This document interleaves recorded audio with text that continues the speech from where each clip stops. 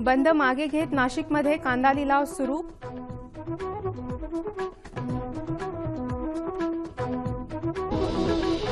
शेतकऱ्यांसाठी अवजार बँकेचा प्रकल्प।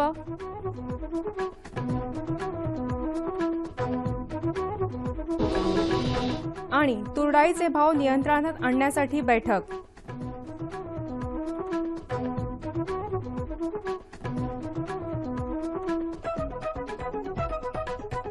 करते आता पाहूया कृषी विषयक सविस्तर वृत्त। अडतीवरून व्यापाऱ्यांनी पुकारलेला बंद मागे घेतल्यानंतर नाशिक जिल्ह्यातल्या भाजीपाला आणि कांद्याच्या व्यापाऱ्यांनी बंद मागे घेत लिलाव सुरू केले। नाशिक बाजार समितीत दररोज 5000 क्विंटल कांद्याची आवक होत असून लिलाव सुरू झाले आहेत। कांद्याला सरासरी 475 रुपये दर मिळाला असून बटाट्याला 1200 रुपये दर मिळाला आहे। व्यापाऱ्यांनी खरेदी सुरू केली असून तो माल मुंबईसह इतर देशांतर्गत बाजारपेठेत पाठवण्यात येत आहे। मजुरीचे दर आणि तरीही मजूर न मिळणं यामुळे शेतकरी चांगलाच मेटाकुटीस आला आहे। या समस्येवर यांत्रिकीकरण हा उपाय ठरू शकतो, तरीही सर्व शेतकऱ्यांना यंत्र खरेदी करणं शक्य होत नाही। म्हणून यवतमाळ जिल्ह्यात प्रायोगिक तत्वावर एक खासगी अवजार बँक उभारली जाणार आहे। 200 रुपये शुल्क भरून सभासद झालेल्या शेतकऱ्यांना डिझेल इंजिन, जनरेटर, फवारणी पंप, मळणी यंत्र, रोटावेटर, ट्रॅक्टर अशी अवजारं स्मार्ट कार्डवर मिळू शकतील। अवजार चालवण्याचं प्रशिक्षण गावातील युवकांना दिलं जाईल। तुरडाईचे दर निश्चित करण्यासाठी नुकतीच ग्रोमा अर्थात grain, rice, oil seeds merchant असोसिएशनच्या वतीनं बैठक घेण्यात आली। तुरडाईचे दर नियंत्रणात आणण्यासाठी सरकारनं पुढाकार घेतला असून सर्व घाऊक व्यापाऱ्यांनी तुरडाळ 120 रुपये किलोनं विकण्याच्या सूचना केल्या आहेत, तर किरकोळ बाजारामध्ये हे दर 130 रुपये किलोच्या पुढे जाणार नाहीत याची काळजी घेण्यात येईल अशी माहिती ग्रोमाचे अध्यक्ष मोहन गुरनानी यांनी दिली। ही बैठक सरकारनं दिलेल्या निर्देशांनुसार बोलवण्यात आल्याचंही त्यांनी सांगितलं। ऊतीसंवर्धित रोपांच्या विक्रीच्या व्यवसायानं देशात चांगलाच जोर धरला असून यंदा देश-विदेशातून रोपांच्या मागणीत मोठी वाढ झाली आहे। अधिक उत्पादन क्षमता, उच्च दर्जा आणि चांगली रोगप्रतिकारक क्षमता असलेल्या रोपांना America, Australia, England, Belgium, Singapore, Korea, Japan, New Zealand, Canada, Malaysia आदी देशातून मोठ्या प्रमाणात मागणी आहे। या व्यवसायातील उलाढाल 500 कोटी रुपयांपर्यंत पोहोचली असून दरवर्षी यात 15% वाढ होत आहे। शेती, वनीकरण, वृक्षारोपण आणि फुलशेती या कामांसाठी अशी रोपे लावण्यावर भर दिला जात असून केळी, अननस, ऊस, बटाटा, वेलदोडे, कोरफड, साग, निलगिरी, हळद, अँथुरियम अशा पिकांच्या ऊतीसंवर्धित रोपांना मागणी आहे। या रोपांच्या गुणवत्ता प्रमाणासाठी केंद्र सरकारनं राष्ट्रीय प्रमाणीकरण पद्धतीची निर्मिती केली असून भारतीय आरोग्य विज्ञान संस्था त्यानुसार कार्य करत आहे। पंतप्रधानांच्या अध्यक्षतेखाली कॅबिनेट मंत्र्यांच्या बैठकीत वर्ष 2016-17च्या खरीप धान्यांच्या किमान आधारभूत किमतीत वाढ करण्यावर मंजुरी देण्यात आली। 2016-17च्या खरीप धान्यांच्या आधारभूत किमतीत झालेली वाढ पुढील प्रमाणे आहे। हे दर प्रति क्विंटल प्रमाणे आहेत।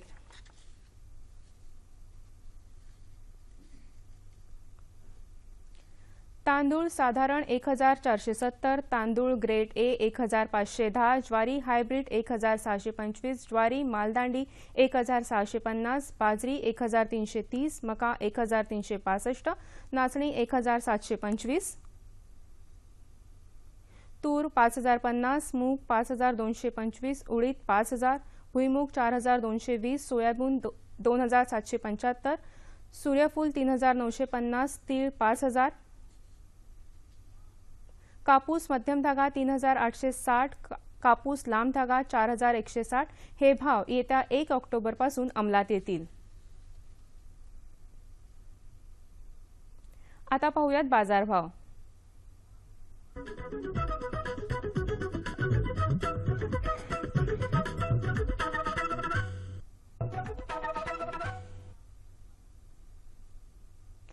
जाणून घेऊया कोल्हापूर कृषी उत्पन्न बाजार समितीकडून प्राप्त झालेले शेतमालाचे बाजारभाव। हे भाव शेतीमालाच्या उत्पादकांसाठी आहेत, निराळा उल्लेख नसल्यास हे भाव प्रति क्विंटल आहेत।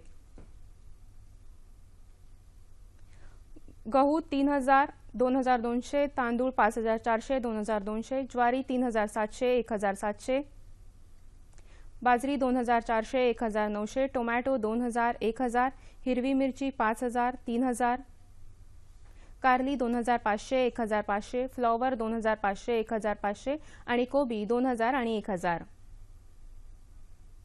बाजारभावविषयक अधिक माहितीसाठी www.agmarknet.nic.in या संकेतस्थळाला भेट द्या. आता जाणून घेऊया हवामानाचा अंदाज.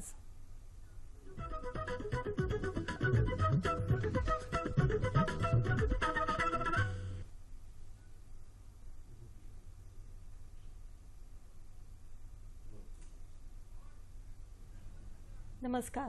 महाराष्ट्र राज्यातील हवामानाचा आढावा घ्यायचा झाला तर गेल्या 24 तासात कोकण आणि मध्य महाराष्ट्रात काही ठिकाणी मुसळधार तर तुरळक ठिकाणी जोरदार पाऊस पडला.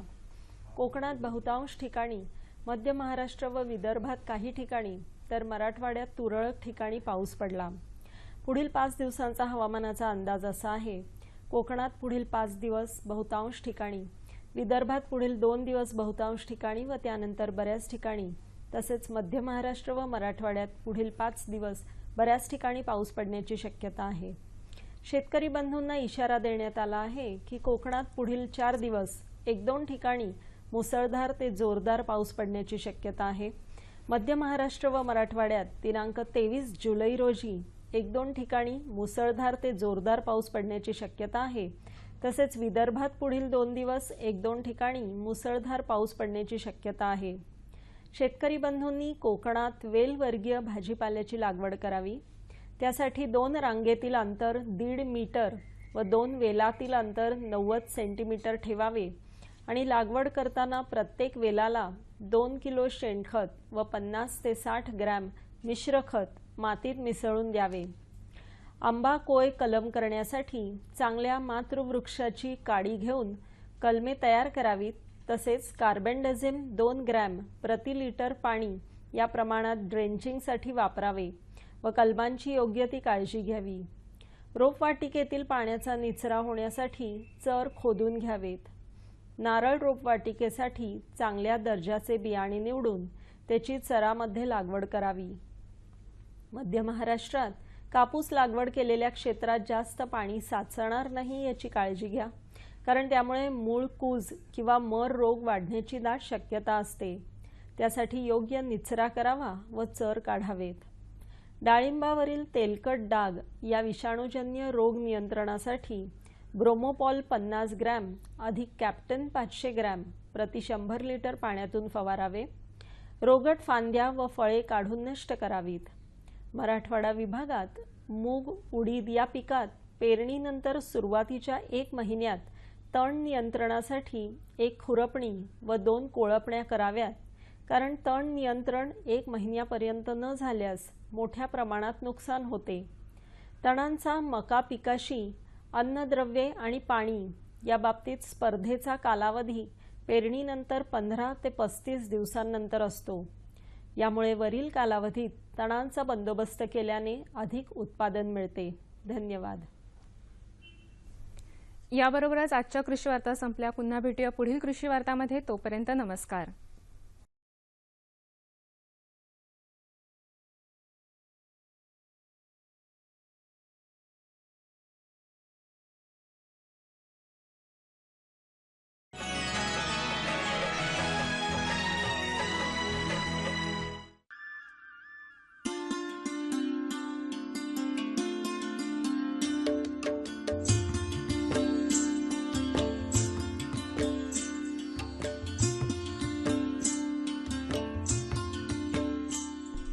शेतकरी बांधवांनो नमस्कार.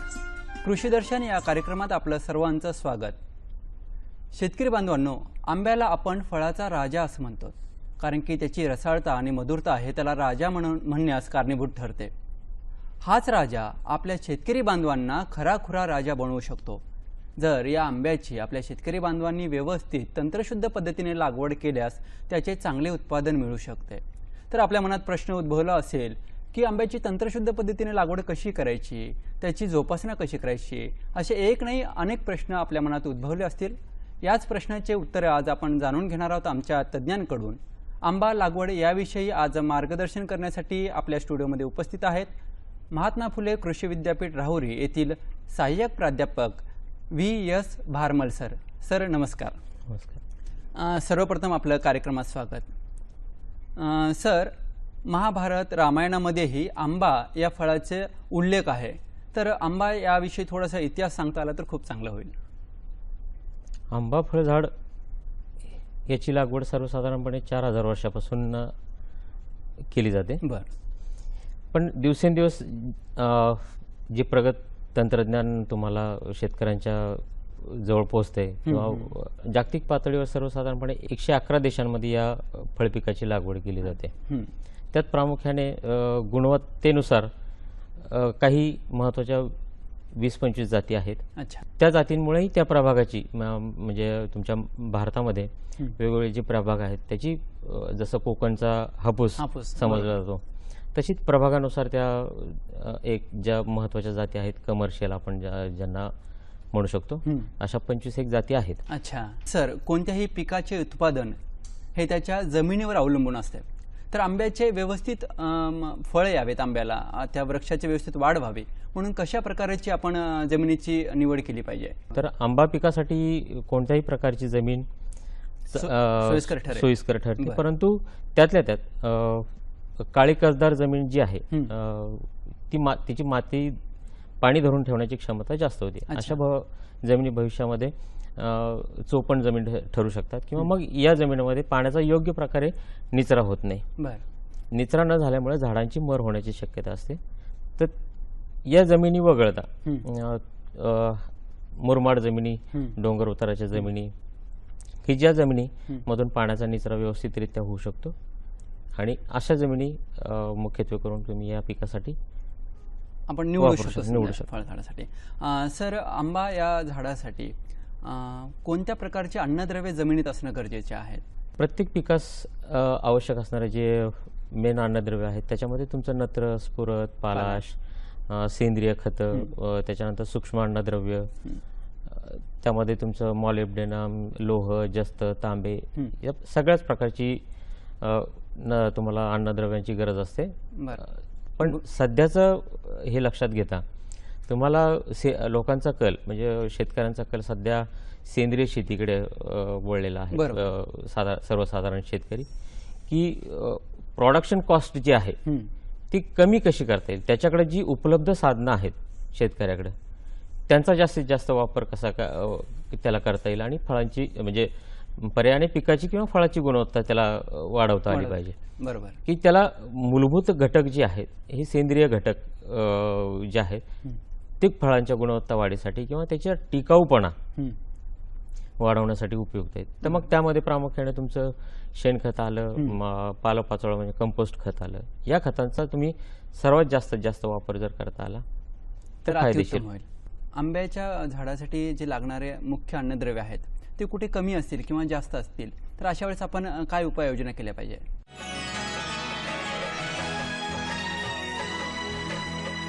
आंब्याच्या झाडासाठी जे लागणारे मुख्य अन्नद्रव्य आहेत ते कुठे कमी असतील किंवा जास्त असतील तर अशा वेळेस आपण काय उपाययोजना केल्या पाहिजे? सर्वप्रथम त्या बागेची चांगल्या मान्यताप्राप्त प्रयोगशाळेमधून माती परीक्षण करून घ्यावं. बरं. तर यामध्ये तुम्हाला जमिनीची गुणवत्ता तुमच्या लक्षात येईल, कमी पडणारा अन्नद्रव्य जे घटक आहेत त्या घटकांची माहिती होईल. तर सर्वसाधारणपणे या पिकाला आंबा जो तुम्ही लावणार आहात शेतामध्ये त्याला 5.5 ते 7.5 सामू असलेली सर्वसाधारणपणे जमीन निवडावी. चुनखडीचे प्रमाण ज्या जमिनीमध्ये जास्त आहेत अशा जमिनी तुम्ही यातून वगळाव्या. बरं. आणि याशिवाय तुमच्या माती परीक्षणानंतर जी अन्नद्रव्याची कमतरता आहे त्या प्रमाणात तुम्ही या बागेला किंवा आंब्याच्या झाडाला तुम्ही खतं देऊ शकता. बरोबर. आंबा लागवडीचे काही पद्धती आहेत का? मग ते असतील तर नेमकं कोणत्या पद्धती आहेत? आंबा लागवडीमध्ये तसं विविध पद्धती आहेत. म्हणजे जसं की पूर्वापार चालत आणणारी चौकोनी पद्धत आहे, त्याच्यामध्ये थोड्याफार धर्तीवर क्विंकस पद्धत आली. क्विंकसमध्ये पूर्वापार प्रचलित पद्धतीप्रमाणे 10 बाय 10 मीटरवर त्याची लागवड केली जाते. आणि त्यामध्ये जागेचा पुरेपूर वापर करण्यासाठी मध्यभागी 4 झाडांच्या मध्यभागी एक झाड, त्याला क्विंकस पद्धत म्हणतात. आणि समभुज त्रिकोणावर आधारित एक पद्धत आहे त्याला हेक्झॅगोनल म्हणजे षटकोनी पद्धत अशी एक पद्धत आहे. पण प्रामुख्याने आंबा लागवडीसाठी दोनच पद्धती, बरं. एक चौकोन पद्धत आणि आता नवीन शेतकऱ्यांमध्ये आता दिवसेंदिवस लोकसंख्या वाढते आहे, त्याच्यामुळं अल्पभूधारक शेतकरी सध्या समाजामध्ये जास्त प्रमाणात आहेत. बरं. वाढत आहेत. बेताची जमीन असल्यामुळे त्या जमिनीकडून त्यांना जास्तीत जास्त फायदा उत्पादन हे कमी वेळात प्राप्त करण्यासाठी म्हणून एक घन लागवड हा एक प्रकार सध्या चांगल्या प्रमाणावर विकसित होतो. बरोबर. बरं, आंबा लागवडीसाठी असा कोणता योग्य काळ आपण समजावा? वर्षभर तुम्ही कुठलीही बाग लावू ज्या ठिकाणी पाण्याची उपलब्धता आहे बरं. अशा ठिकाणी तुम्ही वर्षभर लागवड करू शकता. बरं. कुठल्याही हंगामात लागवड केली तरी काही नाही. पण जास्तीत जास्त कोकणामध्ये किंवा इतर ठिकाणी आंबा लागवड जी करावी ती 15 जूनच्या आसपास करावी. बरं. साधारणपणे 15 जूनच्या आत झाले पाहिजे. त्या काळामध्ये तुमच्या हवेतील आर्द्रता, बरं, जमिनीतील पोषक घटक ह्या सर्व बाबी पिकाच्या वाढीस अनुकूल असतात. बरं. मग त्याची पूर्वतयारी आपल्याला कशी करता येईल? आंबा लागवडीची पूर्वतयारी म्हणतात त्यात विविध गोष्टी येतात. तुमची जागा आहे त्या जागेचं एकतर सपाटीकरण करणे, पण सपाटीकरण करण्यापेक्षा महत्वाच्या ज्या बाबी आहेत की जमिनीची तुमच्या आखणी व्हायला हवी. बरोबर. आखणी करणे, खड्डे खोदणे, या अशा विविध प्रकारच्या रोपाची बाबी निवड आहेत. करणे. रोपाची निवड करणे, अशा वेगवेगळ्या घटकांचा त्याच्यासाठी पूर्वतयारी आपल्याला पूर्वतयारी करावी लागते. त्यामध्ये प्रामुख्याने खड्डे म्हणजे जागेची आखणी जी म्हणतो आपण, तर ती आखणी करताना तुमच्या जमिनीचं मार्किंग करून घ्या, पूर्ण मार्किंग करून घ्यावं. मार्किंग केल्यानंतर जिथे आपण 10 बाय 10 मीटर अंतरावर लागवड करायची पूर्वापार पद्धतीने, त्याचं मार्किंग करावं. मार्किंग करताना आपण चुनखडीयुक्त जमिनी टाळतो. बरोबर. त्यामुळे मार्किंग करताना तुम्ही वेताच्या काठ्यांचाच त्या ठिकाणी वापर केला तर जमिनीत सर्वसाधारण शेतकरी चुन्याची भुकटी वगैरे वापरतात. तर मग ते कॅल्शियमचं ॲडिशन न होता मग तुम्हाला माती म्हणजे याच्या वेताच्या जर खुंट्या वापरल्या तर अशा खुंट्या करून ठेवा 10 बाय 10 अंतरावर. आपण जे खड्डे करणार आहोत त्या खड्ड्याची खोली, रुंदी किती असायला हवी? आता यांत्रिकीकरणामुळे आणि मजुरांची अनुपलब्धता या गोष्टी सर्वात महत्वाच्या आहेत. बरोबर. लागवडीचा हा एक प्रमुख भाग आहे. आता मजूरच भेटत नाही, मजूर मिळत नाही शेताच्या कामांसाठी.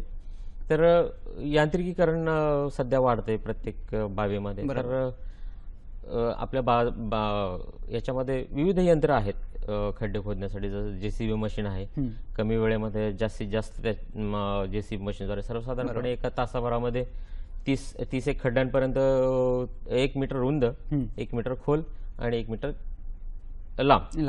लांबीचे असे 1 घनमीटर म्हणजे आपण म्हणतो थोडक्यात तशा आकारमानाचे त्या लागवडीसाठी खड्डे खोदावे लागतात. बरं. खड्डे केल्याच्या नंतर आपण झाड लावल्याच्या नंतर ते कशा पद्धतीने बुजवायला हवं? म्हणजे सुरुवातीला काय आपण खतं वगैरे टाकायला आवश्यक आहे का? आता हे लागवड पद्धतीमध्ये खड्डे भरणे हा एक प्रामुख्याने घटक आहे, महत्वाचा घटक. बरोबर. आपण सुपीक जमिनीच्या वरचा जो थर आहे आपला शेतीचा, त्याच्यामध्ये सगळ्या प्रकारची अन्नद्रव्य वाहून आलेलं पालापाचोळा आहे, ते जी सुपीकता आपण म्हणतो ती जमिनीच्या वरच्या थरामध्ये असते, सर्वसाधारणपणे 6 इंच किंवा 1 फुटाच्या थरामध्ये. त्याच्यामध्ये काही थर आहेत का बुजवण्यासाठी? हो, जमिनीचे थर तर ती आपण JCB मशीनच्या द्वारे ज्या वेळेला खड्डे 1 मीटर खोलीपर्यंत जे खड्डे खोदतो, सुरुवातीची सुपीक माती जी आहे ती खड्ड्याच्या एका बाजूला टाकावी. त्याच्यानंतर मधला जो थर आहे त्या म्हणजे मुरमाड थोडीशी जी माती निघेल ती दुसऱ्या बाजूला टाकावी.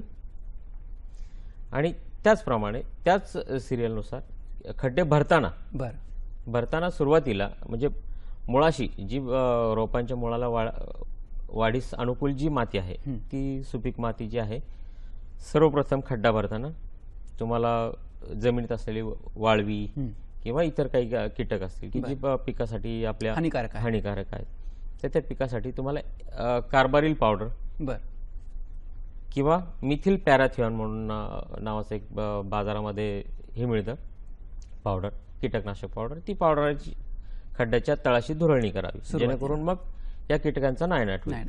त्या पावडरच्या सर्वसाधारणपणे 50 ग्रॅम पर्यंत पावडर ही तुमच्या खड्ड्यास एका खड्ड्यासाठी वापरत आहे. त्यानंतर जमिनीचा जो सुपीक भाग जो आहे, आपण वरचा थर जो काढला त्या खड्ड्याने तो खड्डा भरावा. त्यानंतरचा खड्डा जो आहे तो वरचा जो हार्ड रॉक आहे तुमचा, म्हणजे मुरमाड जी जमीन तुमची निघेल त्या जमिनीने खड्डा भरावा. आणि सगळ्यात वरच्या थरात जे आहे तुमचं सर्वसाधारणपणे 1 घमेली शेणखत, म्हणजे सर्वसाधारण 10 किलो शेणखत एका घमेल्यामध्ये बसतं. बरोबर. तर 10 किलो शेणखत आणि 2 किलो सिंगल सुपर फॉस्फेट, जी जनरल पिकाची तात्पुरती नत्राची गरज आपण म्हणतो, ती त्यांनी भागवली जाते. बरं बरं. सर, आपण झाडे लावताना आपण रोपांची निवड कशी करायची? म्हणजे शासनमान्य रोपवाटिकेमधूनच अशी रोपे खरेदी करावी, हा असा माझा प्रामुख्याने शेतकरी बांधवांना सल्ला राहील. किंवा विद्यापीठं आहेत, विविध शासन मान्यता प्राप्त रोपवाटिका आहेत, अशा रोपवाटिकेतून प्रचलित वाणाची, म्हणजे तुमच्या स्थानिक वाण जी आहेत प्रचलित, किंवा मग कमर्शियल जी लागवड केली जाते, रत्ना, सिंधू, केशर, हापूस, या ज्या कोकण कृषी विद्यापीठाच्या, महात्मा फुले कृषी विद्यापीठाने विकसित केलेल्या ज्या जाती आहेत अशा जातींची निवड करावी. पण सर्वसाधारणपणे रोपाची निवड करताना लागवडीला योग्य असणारं रोप जे आहे तर कमी उंचीचं, म्हणजे जास्त उंचीचं झाड जर आपण निवडलं किंवा शेंडा कलम जर निवडला तर वाऱ्यामुळे अशा झाडाला कलम केलेल्या ठिकाणी नाजूक भाग असतो, त्याला इजा पोहोचते किंवा सोसाट्याच्या वाऱ्यानं ते झाडाला पीळ पडून ते झाड मोडू शकतो. याकरता तुम्ही कमी उंचीची, सर्वसाधारणपणे 1 ते 1.5 फूट उंचीची झाडे निवडावी, कलम केलेली झाडं निवडावी. त्याचा बुंधा जो आहे, बुंध्याकडचा भाग जो आहे, म्हणजे जिथे पाचर कलम आपण केलेला आहे त्या कलमाकडचा जो बुंध्याचा भाग आहे तो सर्वसाधारणपणे दणकट असावा आणि निरोगी झाड असावं. तर असं या हवामानाचा काही आंबा लागवडीसाठी फरक पडतो का? सर्वसाधारणपणे हवामान 0 ते 25 डिग्रीपर्यंत